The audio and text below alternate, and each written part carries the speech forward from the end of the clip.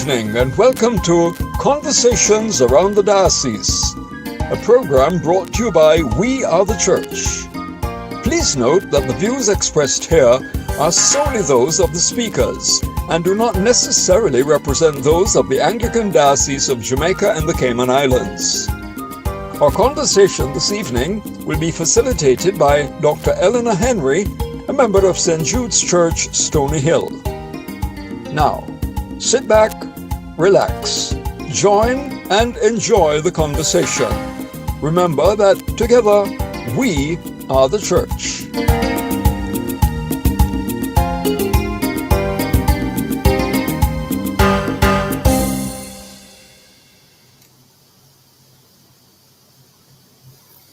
Good evening and welcome to another exciting edition of Conversations Around the Diocese, brought to you by We Are the Church. I am your host, Eleanor Henry, and I'm delighted to be with you today. Whether you're joining us from Jamaica, the Cayman Islands, or beyond, we are happy that you have tuned in for what promises to be a thoughtful and engaging conversation. The aims of Conversation Around the Diocese are to provide a forum for people to have open conversations around pertinent issues, to help people navigate the world from a theologically and scripturally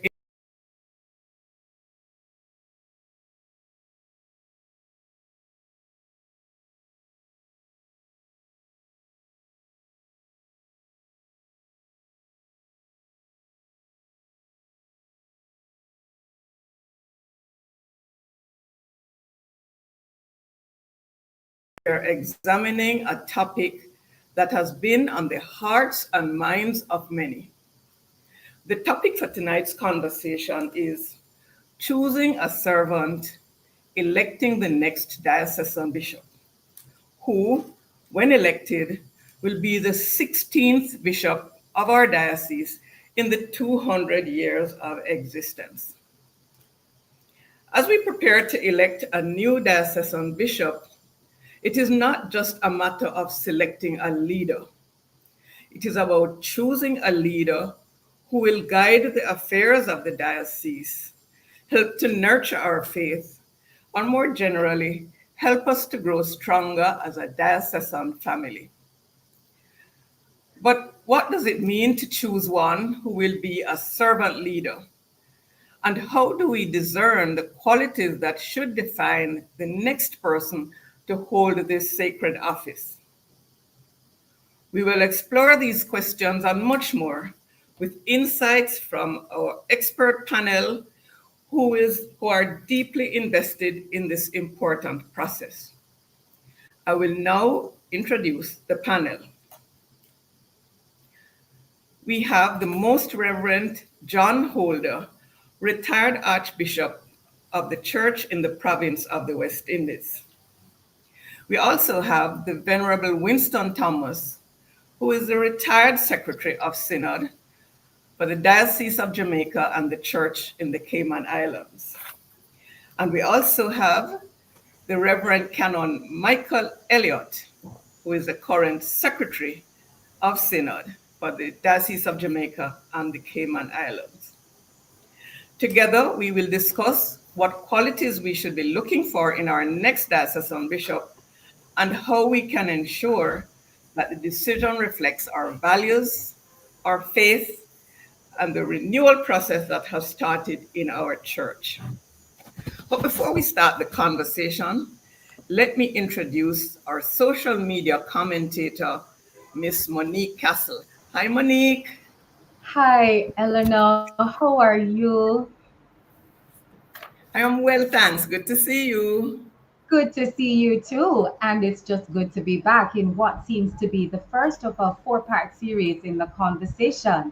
And we do invite our viewers and remind them that they can put their questions and comments in the YouTube chat as well as the WhatsApp group. In the interest of time, though, we ask that the questions and the comments be short and to the point, so our panelists will get an opportunity to prepare and also to respond.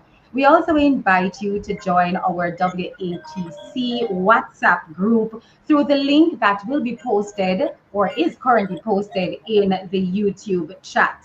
Now, Eleanor, you mentioned something earlier, the Diocesan Renewal Program. What exactly is that? Okay, the COVID experience was quite an experience for us all. And the diocese put together a small committee to look at how the diocese would progress post-COVID. And in the process, the group did a survey of all stakeholders across the diocese. And there were 4 common themes coming out of that survey. The first is that the church is low on spirituality. The second is that there are leadership challenges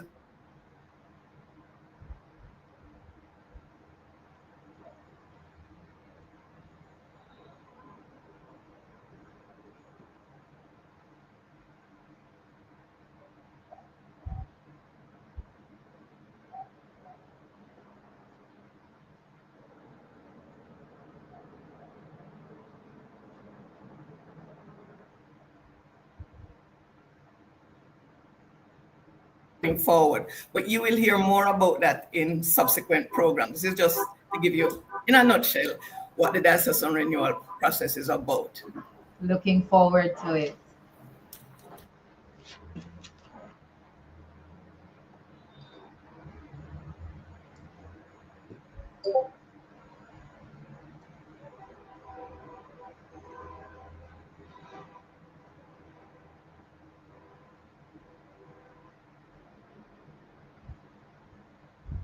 Diocesan Bishop will be elected. So let me start by introducing Archbishop Holder, who will start off the conversation this evening. Retired Archbishop John Holder was trained for the priesthood at Codrington College in Barbados and was later ordained a deacon in 1974 and priest in 1975. He was elected Bishop of Barbados in the year 2000 and Archbishop of the West Indies in 2009.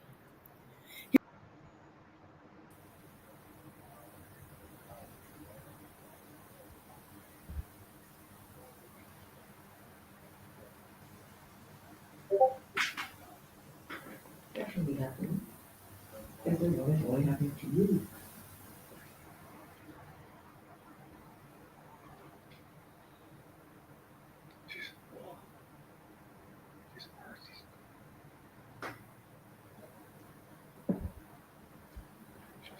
Somebody should be saying something. Somebody should have said something.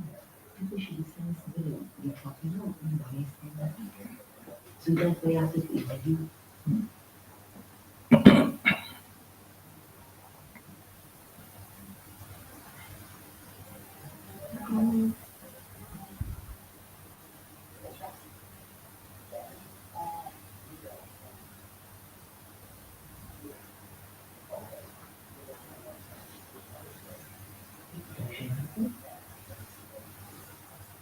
You should do it. You should be the system of happening.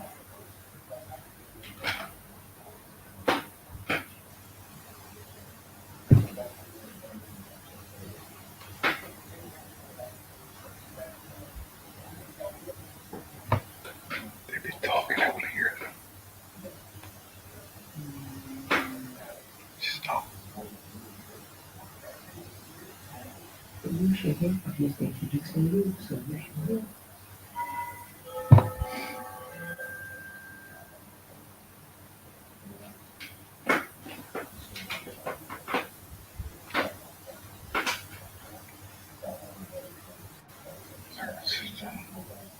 Calm down.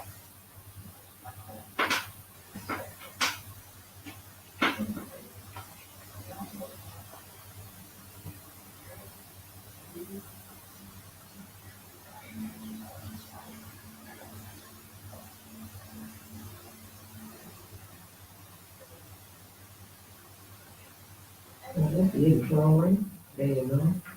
That is it.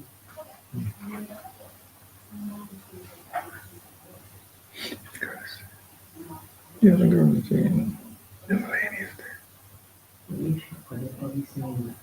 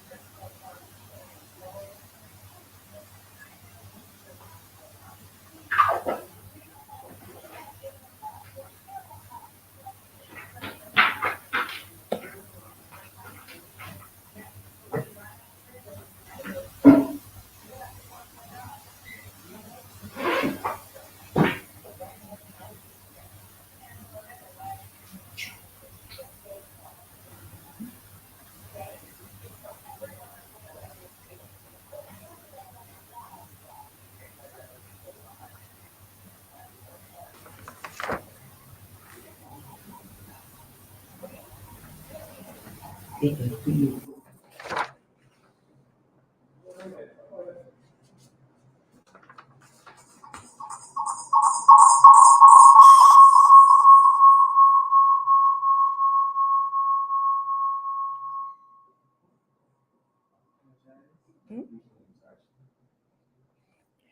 Apologies for the short break. Let me introduce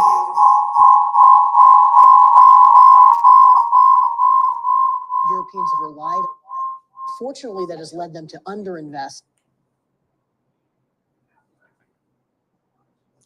Apologies for the break in transmission. Let me welcome the Most Reverend Dr. John W.D. Holder, retired Archbishop of the Church in the province of the West Indies. Archbishop Holder trained for the priesthood at Codrington College in Barbados and was later ordained deacon in 1974 and priest in 1975. He was elected Bishop of Barbados in the year 2000 and Archbishop of the West Indies in 2009. He retired from both positions in February 2018. But the busy Archbishop is a prolific writer with over 20 publications to his credit on a range of religious topics. Tonight, he will share with us on the theological perspectives of a diocesan bishop. Welcome, Archbishop Holder. Please go ahead and share with us on the role of the bishop in the church and the province of the West Indies, and give us a brief explanation on the categories of bishop that we have. Archbishop, please go ahead. Thank you very much for your welcome.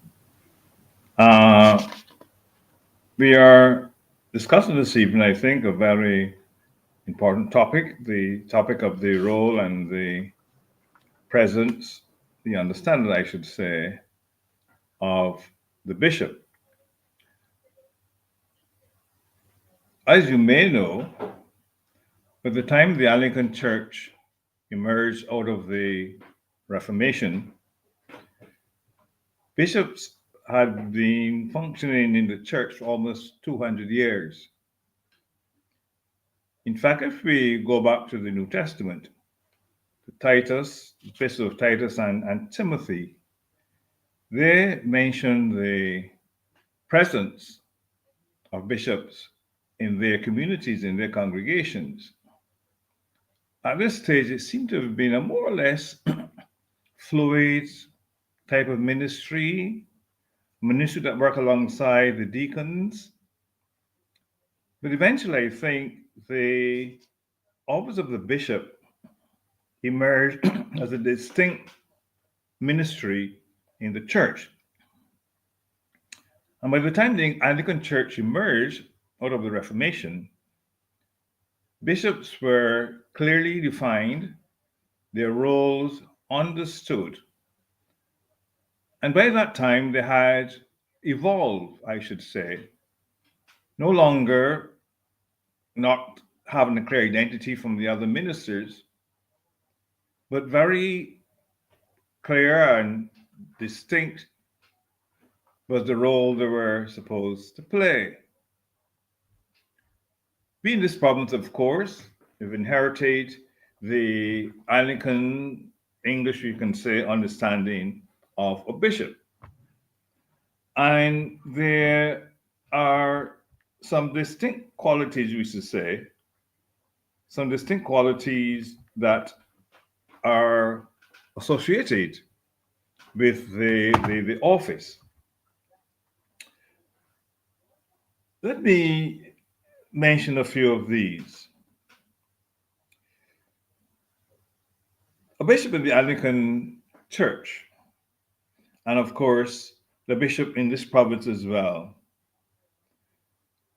is expected to be a leader and a pastor.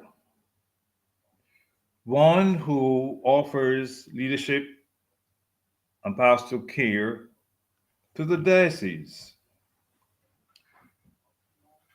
Bishops are considered to be chief pastors.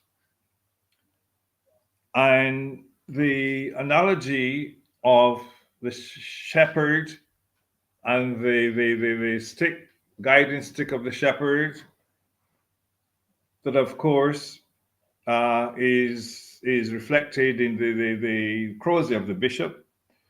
That is extremely important for understanding the role of the bishop. Leader, but yes, leader as a pastor. Now, we know that very often there will be a clash between the two areas, being a pastor and being a leader, because obviously they deal with two different understandings, two different uses of power. But the leadership thing and the pastoral side, the leadership side and the pastoral side, are supposed to be connected in the office of a bishop. So the bishop is understood to be the chief pastor in the diocese, and the chief pastor in the diocese is one who exercises pastoral care of the flock. And the flock, of course, will include laity and clergy. But since the bishop is also a leader of a given entity, a given organization called the diocese, the bishop is also expected to be an administrator. Now, if we hold on very, very tightly to the pastoral responsibility of a bishop, that is not reducible, it's there, that's the main purpose of the ministry. But when we begin to add the other bits, like leadership and administration, we know that these other elements, I can call them, that are all within the ministry of the bishop, these sometimes can connect in the wrong way, impact in the wrong way upon the pastoral side of the bishop's ministry. So anyone who's a bishop, whether here in this province or anywhere in the Anglican Communion or any other church, I should say, with pastoral responsibility, must be extremely, extremely careful that the leadership idea of the administration bit of his ministry, that these two do not squash, I should say, squash or injure, let me use that term, the pastoral side of ministry. So leader, administrator, pastor, leader, administrator. And all three are extremely important for the exercising of the ministry of a bishop. But as I said earlier, I'll say it again, those of us who have been bishops, we have to be extremely careful that the pastoral side of the ministry is never sacrificed for anything else. The bishop in many ways represents what some person would call the face of the church. That the church is identified not in its totality, thank God for that, but the church is identified to a large extent with the bishop. So when the bishop says something or does something, it's the church who is represented here. And so being the personal face of the church carries a very great responsibility for anyone who's a bishop. And I think this is not only in the local diocese, but this face of the church idea is there wherever the bishop may be. So pastor, administrator, leader, face of the church. In other words, being at all times and in all places, wherever you are, representing the church. You are the church. You're the representative of the church. You are the embodiment of what the church ought to be. But bishops are also responsible for teaching. And if you go to the consecration of a bishop, that's part of the mandate given, you're responsible for teaching. Not that bishops are better teachers than anyone else in the diocese, because there are many people in the diocese who will be better teachers than the bishop. But the bishop's responsibility is to ensure that some kind of teaching takes place. In other words, the understanding is the faith is not a static entity. The faith grows and expands and bursts at the seams and all that sort of thing. And the bishop must be there on top of all of that. And I think one of the area that is critical to this area of teaching the faith is the responsibility to relate the faith to the ongoing issues in the community. So the bishop's, therefore, role is to connect the faith to what is happening in the community, the social issues that are tugging in the community, are tearing the community apart, whatever there may be. The bishop's role as teacher is to ensure he or she is able to connect the faith to the issues in the society. And there is no issue happening in the society anywhere that cannot be connected to the faith of the church, either in one way or the other. So that is the role of the bishop. His role is to ensure that the faith is taught. And the faith is not only what we've inherited in the prayer book or elsewhere. The faith is an ongoing process, being able to connect the faith and help your people to connect the faith to their experiences, to their lives, their experiences, good and bad or indifferent, and also help the faith to connect to the other issues in the wider society. That is also the role of the bishop. And this connecting role is so important. It's extremely important, because it is saying, when as bishops we're saying that the church is here not simply to pronounce or not simply to condemn, but the church is here to help people to understand. So the understanding is to find God and connect God to the odd and strange and good and bad and the different things, the whole package. Connect God to these things that are happening all around us, and the bishop is supposed to be the leader in there. But one of the other important roles of the bishop is to ensure that there's unity in the diocese. Now, don't confuse unity and difference.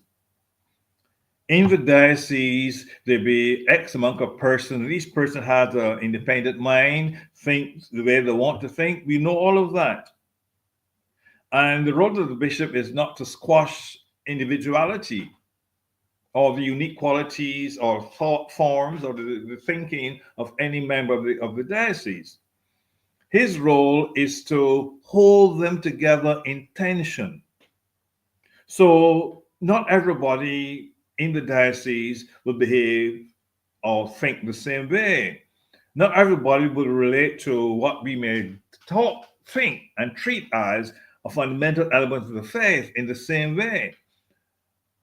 And one of the things that the bishop must always sure happens and is possible in this diocese, that the members can continue to ask questions.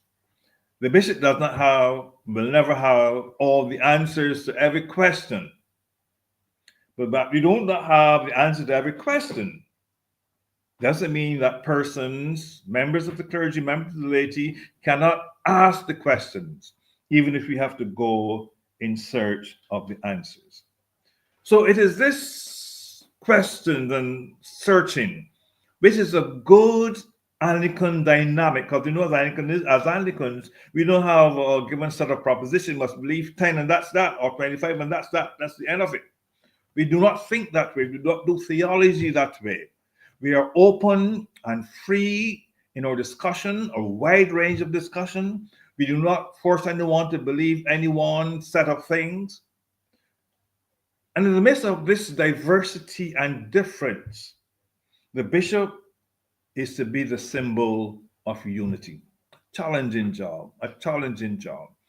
The bishop is pastor to every member of the congregation, in every congregation in the diocese, every Anglican. In fact, we argue these days, the bishop is pastor to the entire country. It means, therefore, in the diocese, the bishop must be a symbol of unity. Unity does not mean you're going to agree with everything everybody else says, but you're going to protect their right to say it. And you'll understand that if we have a diocese with these different personalities and different persons, there are going to be different ideas and different perspectives.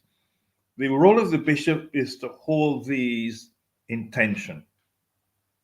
And as I often would say to my students every now and again, we in Anglicanism have developed over the years in many, many ways the belief that being different does not automatically mean that you're wrong. Now, here is where the unity element in the bishop's ministry comes in. So the bishop has to be someone who is going to hold all these varieties of ideas and beliefs and tensions and confusion in tension. And his role or her role is to maintain the unity of the diocese. Now, when it says that the bishop's role is ensuring the faith and unity of the diocese continues and is stable in whatever phrase or description used there, all it means here for me, as I understand it, is that the bishop's role is to ensure that the faith is not a static entity received so many years ago, but a Christian dynamic that keeps working and searching and asking questions. And in all of this, of course, the bishop is supposed to be the symbol of unity.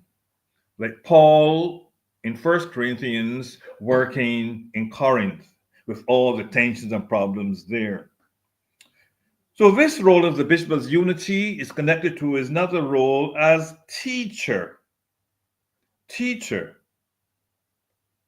His role as teaching and proclaiming the gospel. Bishops often say in the traditional sense is responsible for the teaching and upholding of the faith. And as I said already, I say it again, don't think of faith as being static, but think of faith as being the ability of Christians to relate what they believe to what they see going on all around them. The Christian faith is dynamic, and we understand that especially as Anglicans. So the bishop is responsible for the teaching, and not that he has or she has all the answers and all the knowledge, but the bishop is the overseer who ensures that teaching takes place in the diocese. And we know we have the old traditional structures in the Anglican Church, the Sunday school and the Bible study classes and the confirmation classes, the teaching elements of the faith. And the bishop is the one who has to oversee all of these things. That's part of the responsibility. So it's quite a heavy load, therefore, placed on the shoulders of a bishop. And at the heart of it, the bishop is pastor.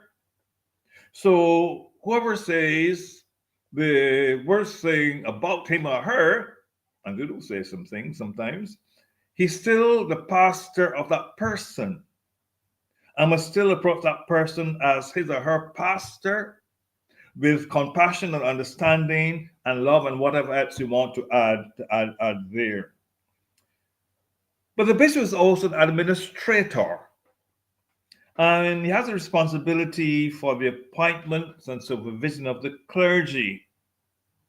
He has a responsibility for ensuring that the diocese is functioning. All the various elements of the diocese, they are functioning, that as clergy in the various parishes in the diocese, that they're doing their job and doing their role, and the ministry they're performing is dynamic and helping the people to understand the faith. All of these things are important. The appointment side to the office is, of course, another challenging side. Most of the dioceses will have committees that will discuss with the bishop, or the bishop discuss with them, new appointments to parishes in the diocese. That's part of the structure we have as Anglicans. But in most cases, the bishop has the last say. The bishop has the last say. But the bishop takes advice from his committees. In my diocese here, it's a pastoral committee. That is the advising group when I'm going to do an appointment. You take those, that bit of advice, and then you make your appointment, whatever it may be, or wherever you're going to appoint the person. So the bishop's role is also to have general oversight of the clergy, general oversight of the parishes, general oversight of the clergy especially. And general oversight here doesn't mean you're going to be all the time looking down, micromanaging, as we say, or doing things that will upset people and make them uncomfortable in the ministry. But the role of the bishop is to know. You may know a lot of things, the bishop will know a lot of things, and you will not act on them, but you need to know. You need to know what's going on. And there are structures and systems in the Anglican diocese, Anglican church, that will help the bishop to do that. So all these things, therefore, are part of the ministry of the bishop. And the bishop is expected to be the person who is able to resolve the conflicts in the diocese. Once you put two persons together, there'll be conflict. If you put three together, there'll be more conflict. Put 15 or 2,000, it's going to multiply sometimes.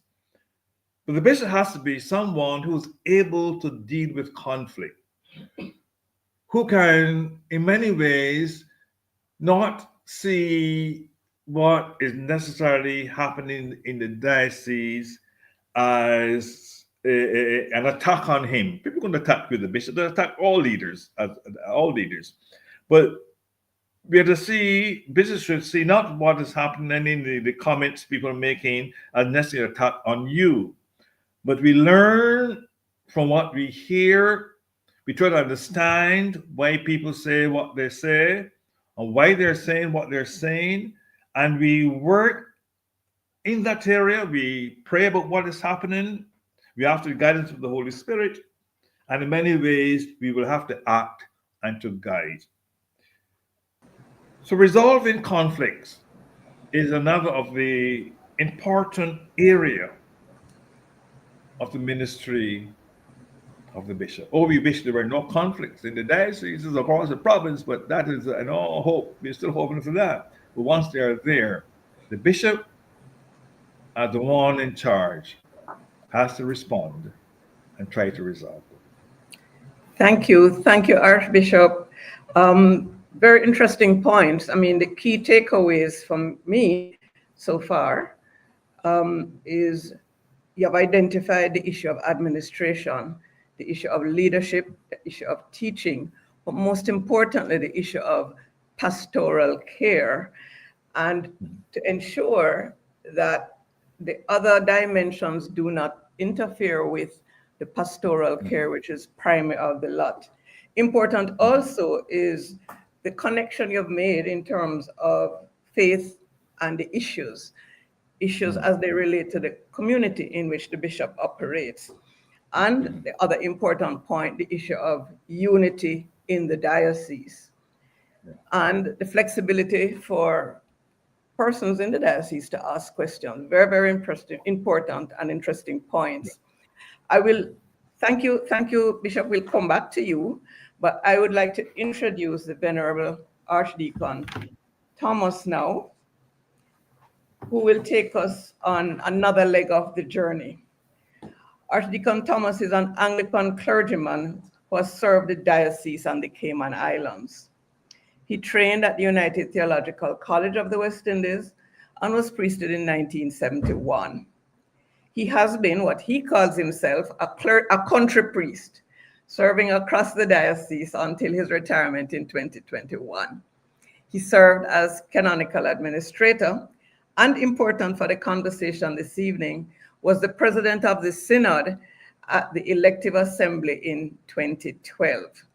Please guide us, sir, in the roles, the functions of the canons. How do the canons help us in the process of selecting a bishop, a diocesan bishop? Thank you, Eleanor, and pleasant evening to everybody in the panel. Now, the Anglican Communion in the world is divided into provinces and dioceses. The title head of the church is the Archbishop of Canterbury. Each province is headed by an archbishop, and each diocese is headed by a diocesan bishop, who's elected based on the canonical dictates of a diocese. In our province, there are 8 dioceses, namely Jamaica and the Cayman Islands, Barbados, Belize, Guyana, Northeastern Caribbean and Aruba, the Bahamas and the Turks and Caicos Islands, the Windward Islands, and the Trinidad and Tobago. The Anglican Communion has 4 types of bishops. The diocesan bishop, who is a spiritual, pastoral, and executive head of the diocese. Then there is the coadjutor bishop, one who automatically succeeds when the bishop of a diocese resigns or for whatever reason. Then there is a suffragan bishop, elected with responsibility for different geographical areas and as assistant to the diocesan bishop. He has no right of automatic succession. Then there's an assistant bishop appointed to assist the diocesan bishop on a short-term basis. We in Jamaica, in our modern history, are accustomed to diocesan bishop and suffragan bishops. We have had in the past 3 assistant bishops. We had Charles Dewey between 1888 and 1904, David Bentley, 1919 to 1927, Edmund Sarah from 1937 to 39. And we have Albert Jocelyn between 1905 and 1913 as a coadjutor bishop. For a bishop to assume the position, he has to be elected according to the canonical dictates of a diocese and consecrated. A bishop is elected at a session of a synod called the Elective Assembly. And this session will happen in Jamaica on March 23 and 24. Canon Elliott, who is the current Secretary of Synod, will speak later on to tell you the process. The bishop is elected, like I say, at the Elective Assembly of the Synod. And if this assembly fails to elect a bishop within 6 months of the vacancy, the right to elect the bishop is delegated to the selection committee of a diocese.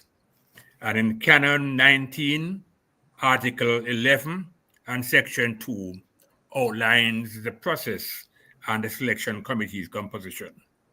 It says that the selection committee, for the purposes of these canons, shall consist of members of the Diocesan Council and Diocesan Financial Board, excluding such members as may not be members of the Synod, with or without the addition of such persons not exceeding 4 from without a diocese, and including the Archbishop of the West Indies as the elective assembly. This is a selection committee that will come into operation if a synod fails to elect a bishop. The selection committee has 6 months afterwards to be able to find a bishop. If not, the process goes on to the provincial synod, and they will assume the responsibility of selecting and appointing a bishop. So first of all, the elective assembly for diocese will have 6 months to do their duty. If they did not fulfill that responsibility within 6 months, it goes on now to the selection committee, which has 6 more months, after which it goes on to the provincial synod for action. After the election of the diocesan bishop and certification of his election, he is enthroned in a seat in a cathedral church called the cathedral. If the person elected as diocesan bishop is not already a bishop, he has to be consecrated before his enthronement. At the enthronement service, the senior archdeacon is responsible to put the bishop in his place, in his seat. The candidate for election to the bishopric may be a priest or bishop from within the Anglican Communion worldwide. If the person so elected is not in the episcopal order, he is to be consecrated before enthronement. The diocesan bishop is a chief pastor of a diocese and has pastoral oversight, like been told by Archbishop Holder, has pastoral oversight of the clergy and institutions of the diocese. He is what we call pastor pastorum. Among the administrative duties of the bishop are the following. He is the president of the Diocesan Synod He chairs the Diocesan Council, which functions as the standing committee of the Synod. He's a member of the Financial Board. He's the chair of the Diocesan Board of Education and Youth.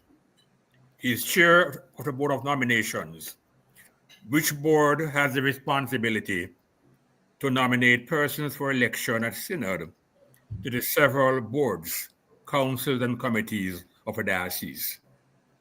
He chairs the Church Army Council. He chairs the Diocesan Board of Missions and Ministry.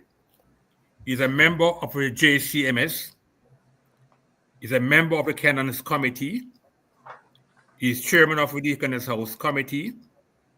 He's chairman of the Board of Trustees of the Jamaica Church Pension Fund. He's the president of all Anglican institutions in the diocese. Example, schools, colleges, children's homes, and hospitals. In our diocese, he is a dean of the cathedral. In addition to these duties and responsibilities, the bishop has the responsibility of guiding the diocese spiritually and to be the voice of the church in areas of national development. He should make time to be the pastor of the pastors, and Archbishop Holder talked about this earlier on. Must make time for pastors to attend to their pastoral needs. He should not only be visiting congregations for confirmation or other episcopal duties, or when there are negative challenges and energies in the church, but should also visit to affirm the work of the clergy in their cures and the members of congregations in their areas of work and livelihood. In our province, the archbishopric is vacant. The archbishop or archbishop retired was both archbishop of a province and our diocesan bishop. He retired at the end of last year as Bishop of Jamaica, and therefore, along with it goes the retirement from the archbishopric. So on the archbishop retirement, the province became vacant. There will be an election of a new archbishop, and this will take place when all the dioceses have their bishops in place. And any one of the diocesan bishops may be elected archbishop.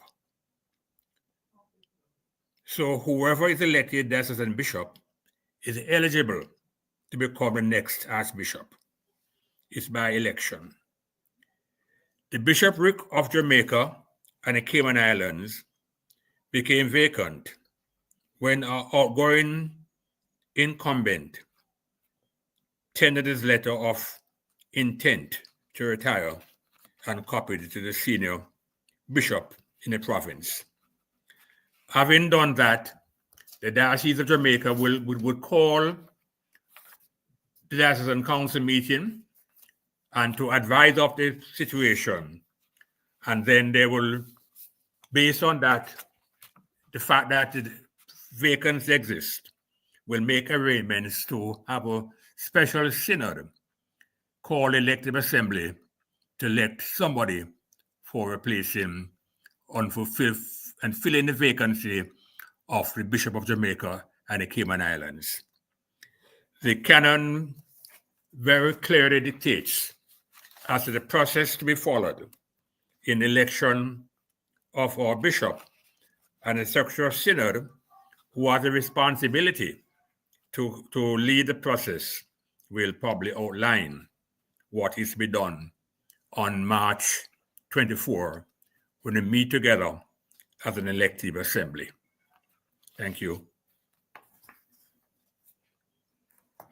Thank you, Dr. Eleanor. lots of information you have shared.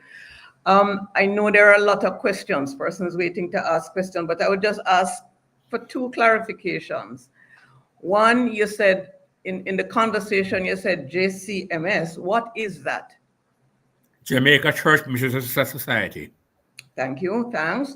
And the person who is elected would have been an ordained priest. So what is consecration and what's the difference between consecration and ordination? In the old prayer book, we talked about making deacons, ordaining priests, and consecrating bishops. But the new prayer book has one thing, that we ordain and consecrate the deacons, the priests, and the bishops. So it's a matter of setting aside a person for a specific role within the church. Okay, thank you. And I'll turn over to our social media commentator, Monique. I'm sure she's buzzing with questions for us.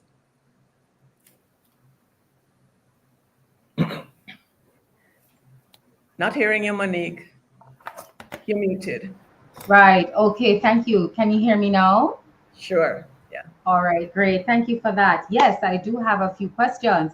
And the first question that I wanted to, that I am going to ask is related to Archdeacon, because you did mention about the canons of the church. And one question is what is the composition of the canons committee and what role can the laity play in this body? The Canons Committee is elected annually at Synod, and the Chancellor is the chairman of that committee. I think there are 5 priests and 4 clergy on that committee, and they are responsible to make sure the canons operate and public fit what we do at the diocese. If there are amendments we made to canons, the Chancellor presents the amendment at Synod or from a floor Synod.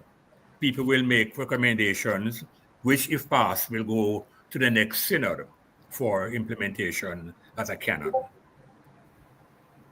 Okay. Canons really are the rules of the church. Sorry, repeat for me? Canons are the rules by which we are guided as a church. Okay. So the Constitution. The Constitution. So in terms of the committee itself, the laity really does not have any kind of role to play? Yes, the laity, there are, I think, 5 members of the laity as a member of the Canons Committee. 5 lay persons and 4 clergy. 4 clergy and 5 laity. Yes. And 5 laity. Okay. Along with the bishops and the archdeacons. Okay.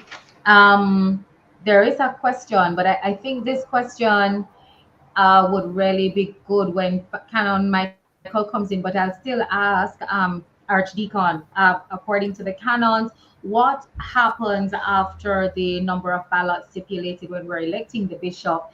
It has been cast and there is no clear choice. Do we want to wait until Canon Michael does his? That probably could say that. You have 12 ballots to cast. If on the first ballot there's no election, we go up to 12 ballots.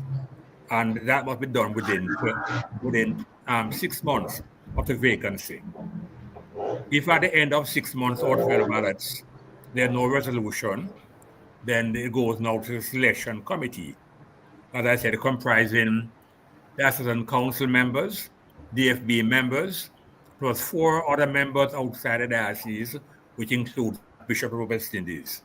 These will form that selection committee to work on electing a bishop, and if they fail, it now goes to the province of the West Indies for their action. And of course, there is a question coming from our link asking about it, do you consider this an archaic system? And if it is, how can we possibly change this process? Okay, what? Change this process. Change the process. It has to be resolution at Synod or coming from a Canons Committee to Synod. But whatever changes there will be in the canons will have to be done by our synod, which meets annually. So the Canons Committee will review the resolution to change the synod, and that is presented at synod. Is that the process? Yes. Whatever is done for, whatever is thought about for change, amendment, or whatever, is to be done at synod. Thank you. I think it's a good time for us to bring in Canon Mike. I think so too. The man of the moment. Canon Michael Elliott, the current Secretary to Synod, is a priest in the Anglican Church of Jamaica. He has worked as assistant priest at the St. Luke's Church in Crossroads, served as rector of the Cure of the Church of the Holy Spirit in Cumberland, Portmore. Currently, he is a rector of St. Mark's, Mandeville Parish Church. He's currently the spiritual director for the Anglican Curriculum Movement and has been the Secretary of Synod since October 2017. Canon Mike was recently installed as a canon of the cathedral in November 2024. Canon Mike, you have heard some of the initial questions. Could you please walk us through the process of what happens when we enter the room of the elective assembly until the point where we leave?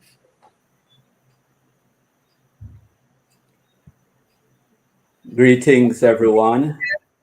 Thank you, Dr. Eleanor. Archbishop Holder, greetings, and Archdeacon Thomas, greetings to you. Archdeacon has started out with the process from the stage where our diocesan retires or resigns and a vacancy is created in the diocese, and what happens with the canonical administrator, who is the next senior bishop who oversees the diocese at that time, and so on. So as Archdeacon mentioned, the elective assembly is called. It starts, like all synods should, with evensong or Eucharist the evening before, and then on the day of the special synod, where the business session will unfold, starts with Eucharist, and then synod reps and clergy will gather in a location, a hall or so, for the calling of the elective assembly.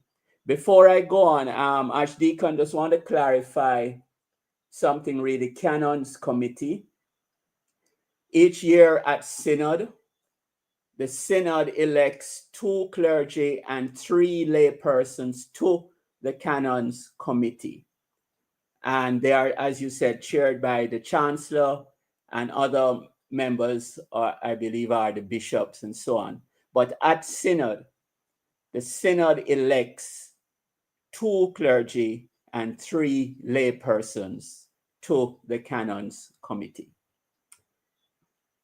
Okay, and pressing on now, on the day of the elective assembly, as I said, once the Eucharist is done, the president of the elective assembly, of the special synod rather, calls a meeting to order, and the special synod resolves itself into an elective assembly for the conduction of the election. After the formalities, welcome and so on, there is a roll call, which is done by the Secretary of Synod, and scrutineers are appointed to verify the credentials of persons claiming a right to be part of the elective assembly. Doorkeepers are appointed to ensure that there are no strangers present in the assembly.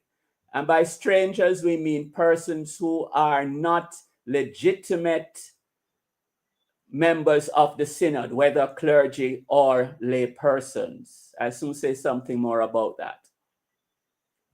Following the report of the scrutineers, the quorum has to be established for the elective assembly to be canonically or lawfully assembled. And the quorum for the elective assembly is 3/4 of the members of the clergy, including deaconesses, who are entitled to be at the assembly. We must have at least 3/4 of the total number of the clergy. So for example, if there are 99 clergy eligible to be at the assembly, we must have a minimum of 66 of them. All 99 may not be physically present, but they are entitled to be. And so 3/4, using 100, forgive my maths. Of the, say, 100 clergy, we must have a minimum of 75 members physically present at the assembly. And the same applies to the lay persons. If we have 100 lay persons on the list who are entitled to be at the assembly, we must have 75 of them present. So the quorum is made up of 3/4 of the clergy entitled, 3/4 of the laity entitled. And voting is done by orders. The House of Clergy, which includes the bishops and deaconesses, and there's a House of Laity, including church army officers. Once the quorum is established, the purpose of the assembly is to be stated, and the chancellor of the diocese reads a mandate from the senior bishop of the province. In our context today, we have no sitting archbishop, since the archbishop, who is also our diocesan, has retired. So the senior bishop of the province oversees the province, as you heard earlier. And so our chancellor reads the mandate from the senior bishop. Now, persons eligible, as Archdeacon said, are clergy who are in priest orders from anywhere in the Anglican Communion. Actually, we're not restricted to the Diocese of Jamaica and the Cayman Islands. However, persons seeking election or offering themselves as candidates, they must have the written or signed support of 5 members of the synod, whether clergy or lay. They must have the written, signed support of 5 members of the synod. And the candidate, his or herself, must also sign that they are willing to serve if elected. And so there's a nomination form which is available for any eligible candidate to ensure that the 5 supporters or signatories are on that form, along with the signature of the candidate expressing their willingness to serve. So on the day of the elective assembly, these forms will be handed to the president of the assembly before voting can be done. Once the nominees are all announced, the nominees will then be required to leave the assembly, hopefully for quiet contemplation, prayer, meditation, etc. And in their absence at the assembly will enter into a period of debate where persons express reasons why or express the advantages or otherwise that are likely to accrue to the diocese by the election of any of the nominees. The canonical administrator, the president of the synod, if he, in our case, Reverend Bishop Golding, is a nominee, he, of course, would have withdrawn from the assembly, and chairmanship of the assembly goes to the bishop next most senior by way of appointment. And if that bishop is also a candidate and therefore withdraws from the assembly, the senior archdeacon by way of appointment, who must not be a nominee, then assumes role of president of the synod and the assembly.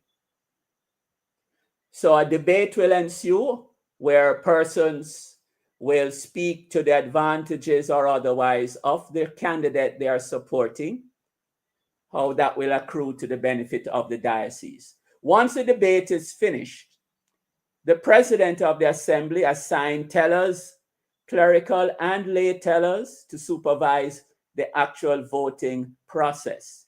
There'll be a period of prayer, seeking the guidance of the Holy Spirit, and the Secretary of Synod will then instruct the assembly on how the voting will actually take place. Once that's done, the president opens the polls. Once the voting has been ended, president declares the polls closed and the tellers will withdraw or go aside to count the votes. For an election to take place, that is, for any of the candidates to be elected a bishop, becoming the bishop-elect, that candidate must receive not less than 2/3 of the votes of each house. That is, let's say, using the same figures I used before, if 75 clergy are present, right? Or no, let me use a nicer number. Let's say 99 members of the clergy are present. The candidate must receive at least 66 of those votes of both the House of Clergy and the House of Laity. So remember, initially, the quorum is established with 75% of those eligible to be there of clergy and laity. And then of those who cast their votes, the elected person must receive a minimum of 2/3 of the votes cast in each house or in each order.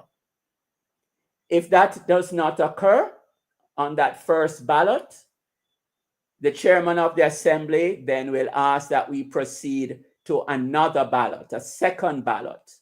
And that process can go on until a maximum of 12 ballots are completed. And as Archdeacon Thomas said, the actual 12 ballots may or may not be completed on the same day. If they're not completed on the same day, the assembly will have to meet again and again as necessary to complete the maximum 12 ballots. Now, if any of the nominees on any of the ballots, let's say the first ballot we go through, we don't have an election.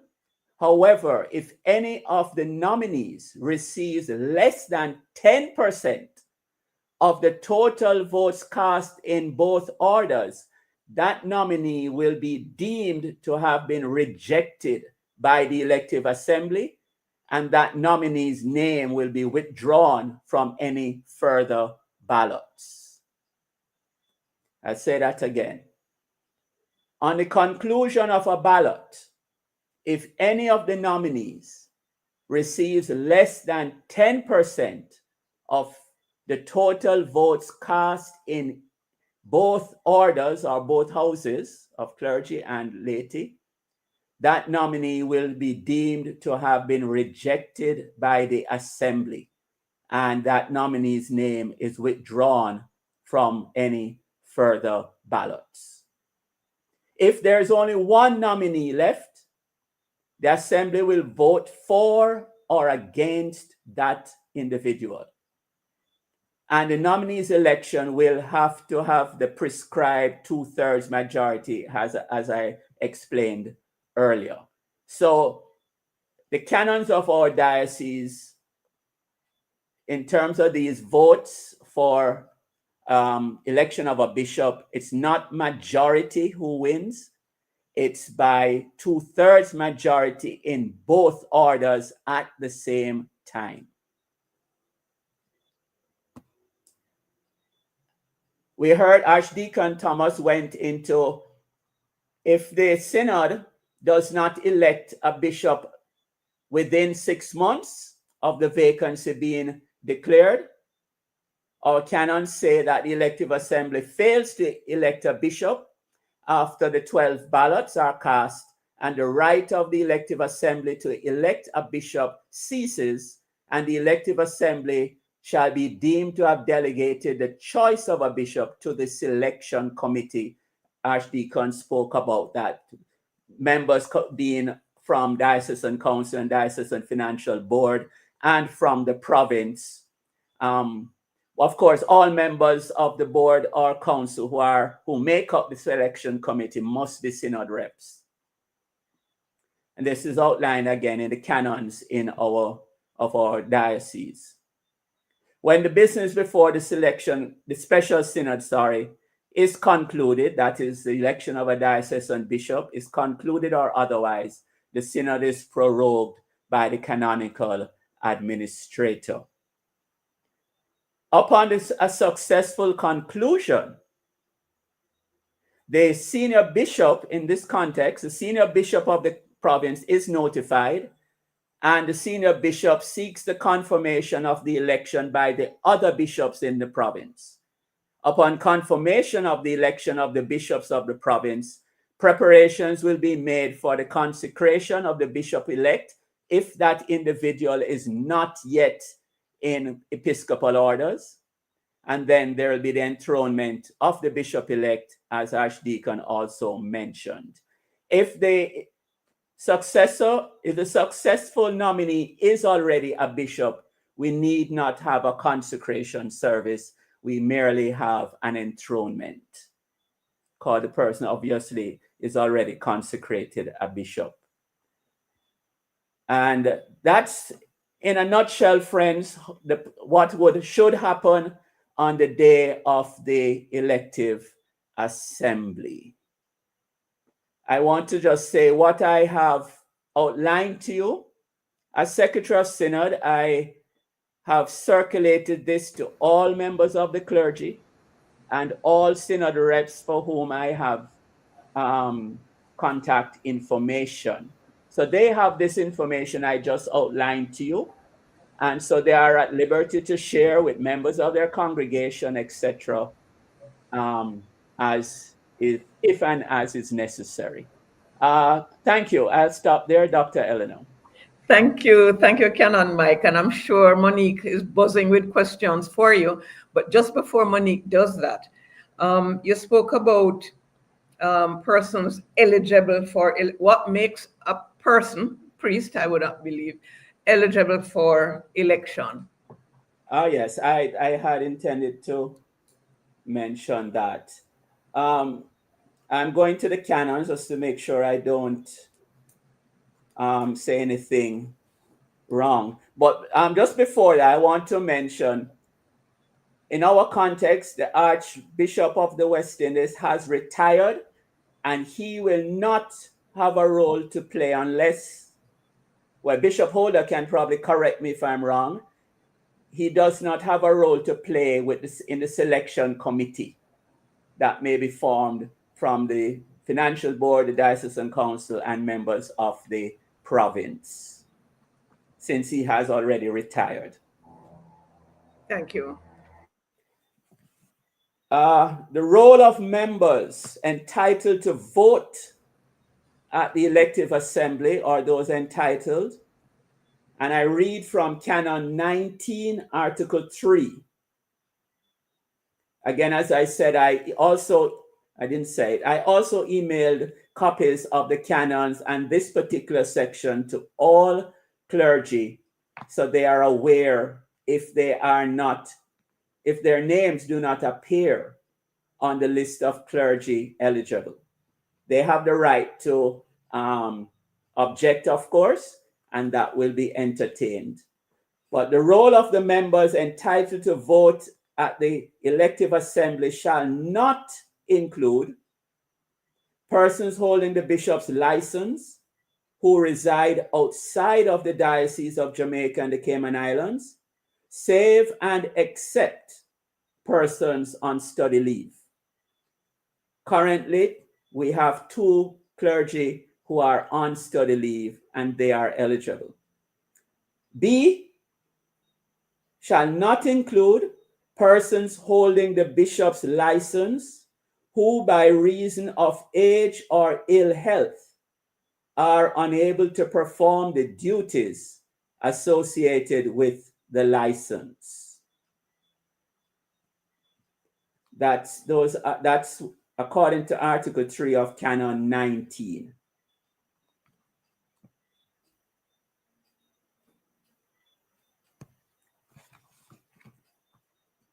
That's it.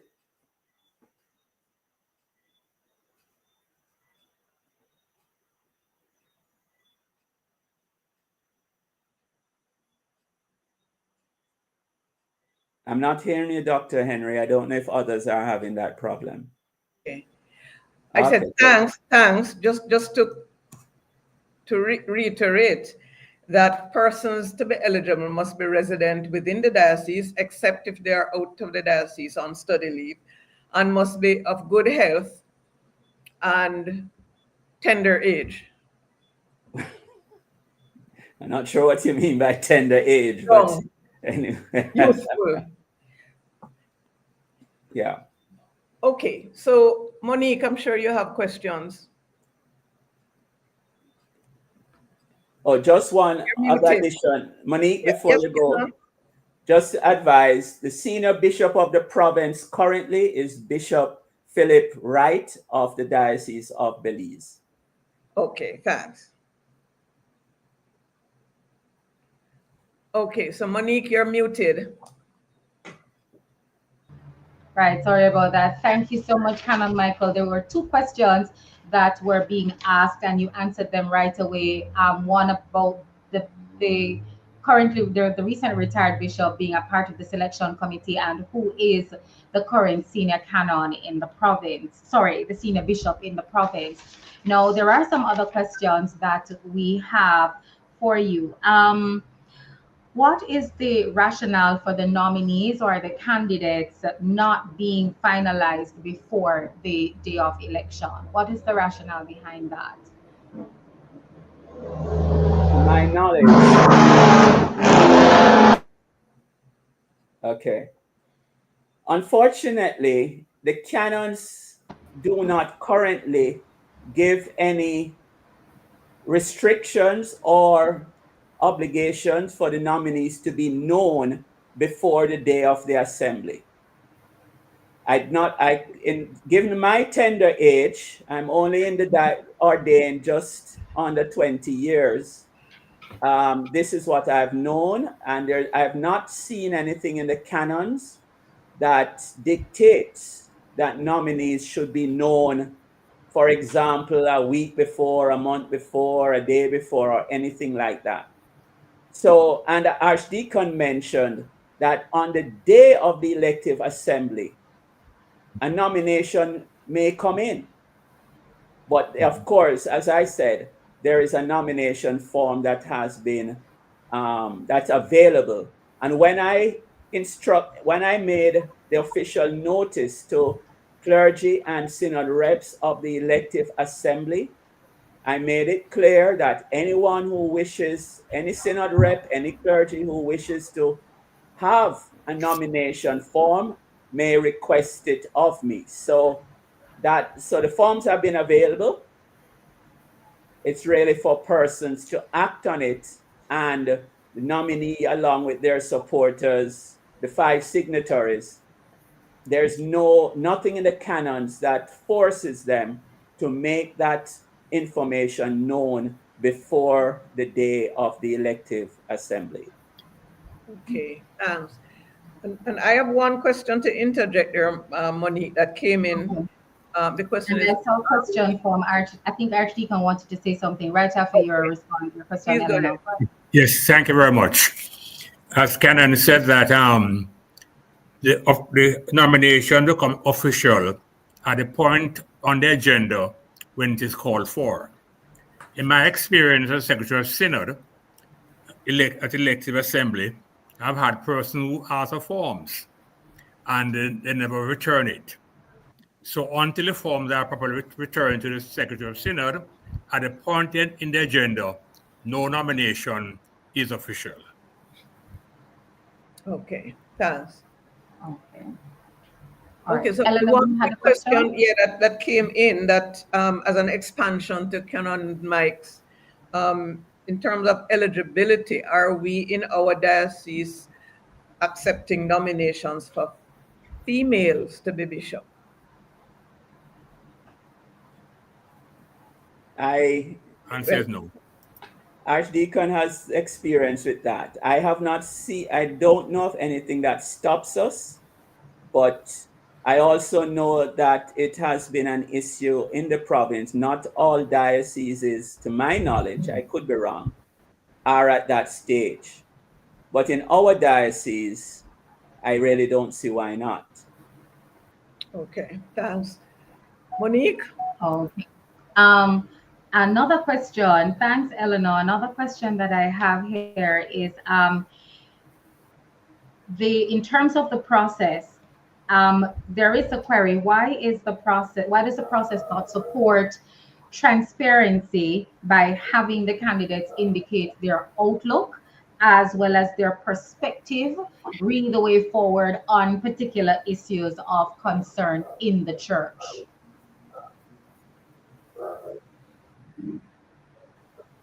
On a very superficial level, given how the current procedure unfolds, I'm not sure if time would allow for that.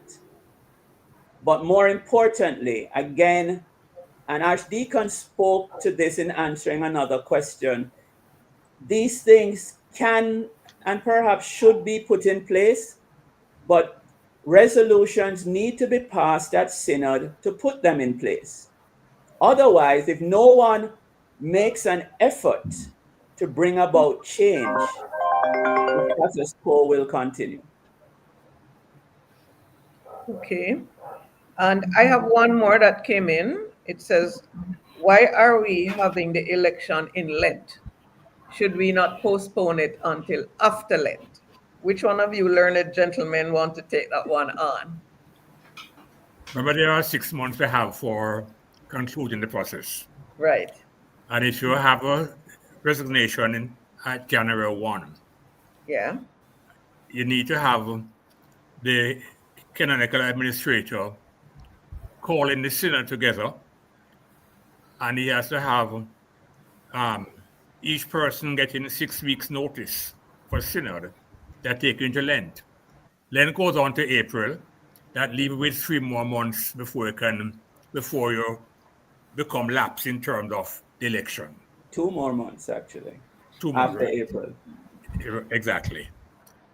But I want to take another look at it, Archdeacon, that Lent, given the purpose and the meaning and the efficacy that Lent can have to our diocese, I think it's a good time to make such a selection, given especially what Archbishop Holder said are some of the qualities and characteristics of a bishop. It's a time the church is in introspection and soul searching, etc., etc. So I think it's as good a time as any, if not better, than at any other time. Okay. Good point. Monique, another question? I have a question from Lady D, and this pertains to the synod reps. So Lady D is asking if only the synod reps can vote, or are alternative reps allowed to vote as well? Only synod reps. The alternate reps will only attend a synod if the elected synod rep is unavailable. But both are not allowed and both cannot vote. Okay.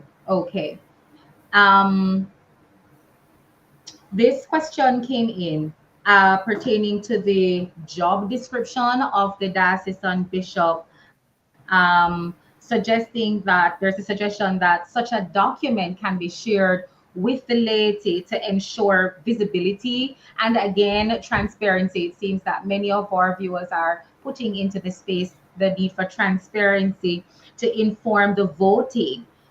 based on assessment, opinions of ability, likelihood to perform, and also to deliver.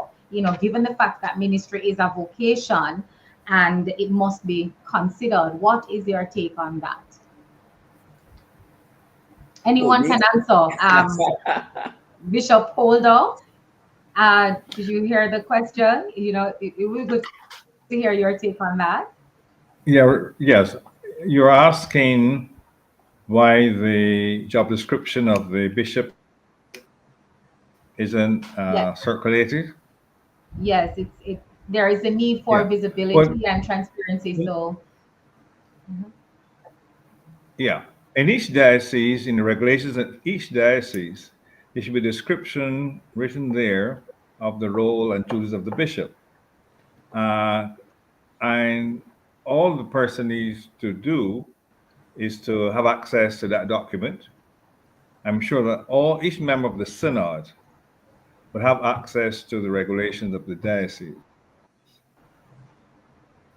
And in those regulations, it should be clearly set out the work and election, the things relating to the bishop. I'm sure that they should be there in the regulations. In the provincial regulations, for sure, they will be there as well. okay, thank you for that. Eleanor, you had a question? Right. I have a follow-up question to the question that you had asked about why aren't the nominees allowed to indicate their intentions and their eligibility for the particular job. And the follow-up question is, what advice would you give to a synod rep who has to vote for a bishop, but he or she doesn't know anything about that priest who is nominated?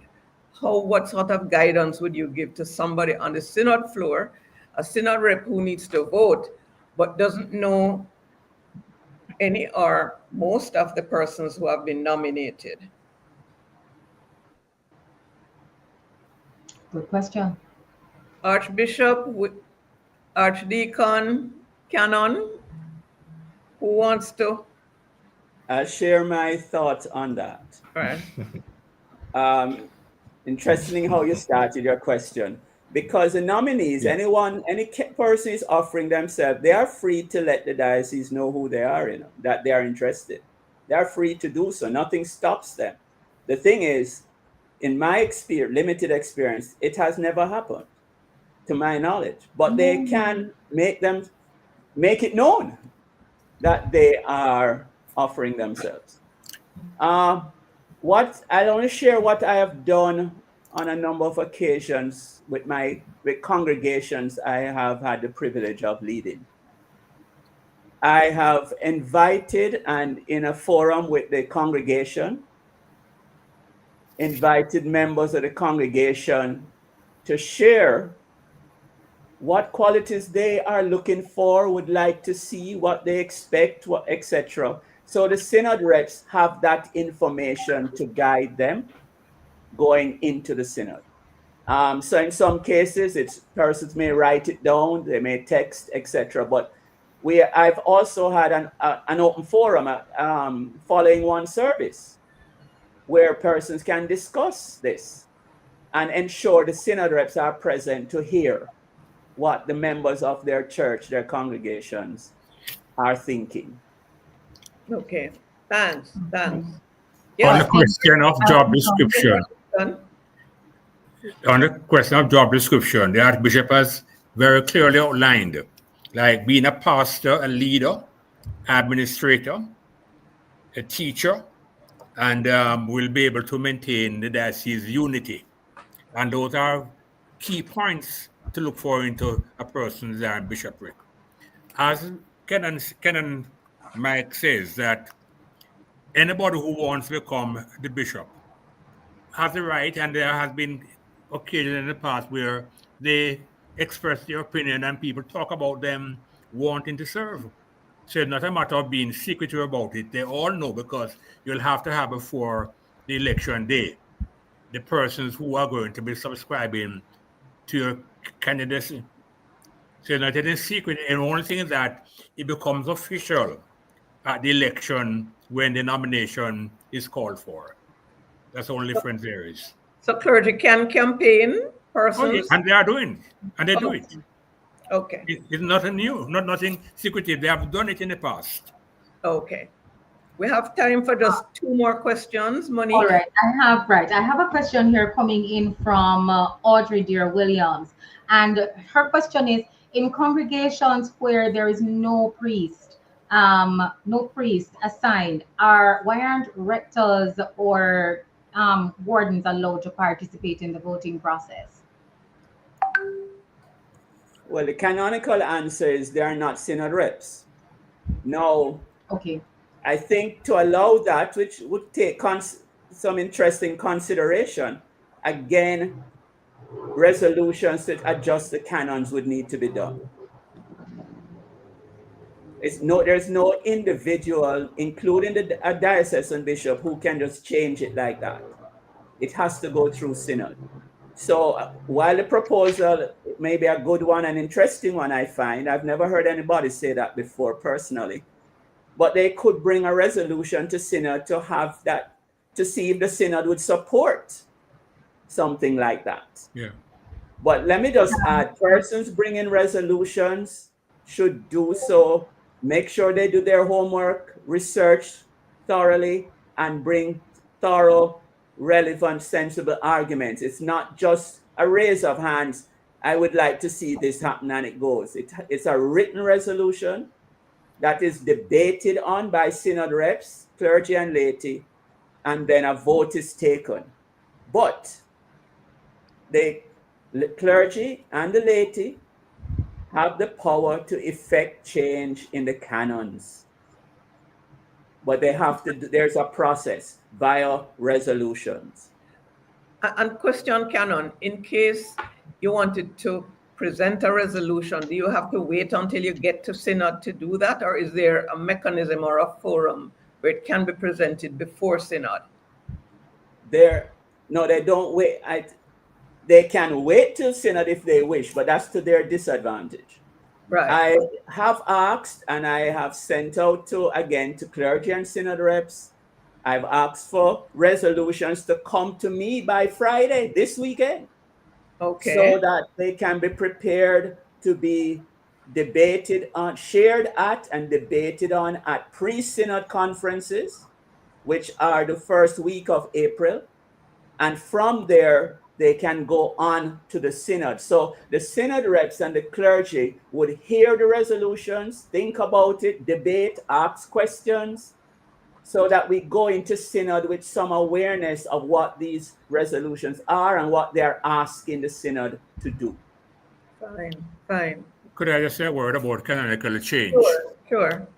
If a member of synod, or any church for that matter, feel that canon needs to be changed in whichever way, they can speak to the canons committee in between the synod. And once the chancellor brings that to synod and it is passed, it becomes effective next morning. If it goes to synod as a bill to change the canons, it means that it has to go to the canons committee for their examination for the following year. So those who are anxious to have canons changed immediately, the chancellor will have to have it take the synod from her committee for presentation, debate, and passing. Right. It's quite a bit to remember. So I will have our attendees, our viewers, contact you directly or Canon directly for guidance and advice if they have canons to be changed. All right. I think that's about it for the. You have another question, Eleanor? I think that's good. You have one more question. Okay, go ahead. No, your last question. Oh, there are no more questions. They're just comments that are coming in from the YouTube link. And so I just want to use this opportunity once again to remind our viewers that they can actually join the WATC WhatsApp group for further updates and to also continue putting their questions and their comments in the chat. Right. And Canon Mike, you have the last word this evening as the Secretary of Synod. Is there any specific comments, guidance that you want to share with the synod reps who are coming to the elective assembly? Be in constant prayer. Try and get a feel for the qualities your congregation, your cure may be thinking of, would like to see in a candidate. And where possible, they are free to call me, text me, communicate with me if they have additional questions. This is going into the elective assembly, but the same applies for the regular synod. I am available to speak with any synod rep, any clergy, concerning any concerns they have. But the system, unfortunately, is not the way we'd like it, given the kind of questions we have had this evening and comments that persons have made. But it doesn't mean it cannot be changed. There just is a methodology to effect that change, which Archdeacon and myself have outlined. So make use of those opportunities. Thank you. Thank you. And in closing, I want to say thanks to our the Most Reverend Dr. John W.D. Holder, the Venerable Winston M. Thomas, and the Reverend Canon Michael Elliott. Thank you all, gentlemen. You have been a source of great information and inspiration this evening. I would like to also say thanks to our social media correspondent, Ms. Monique Castle, and to the other members of the technical team behind the scenes. Remember, this is the first in a 4-part series.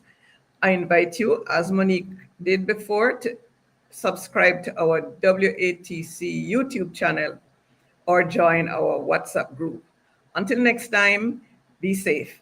I was your host, Eleanor Henry. Have a pleasant evening.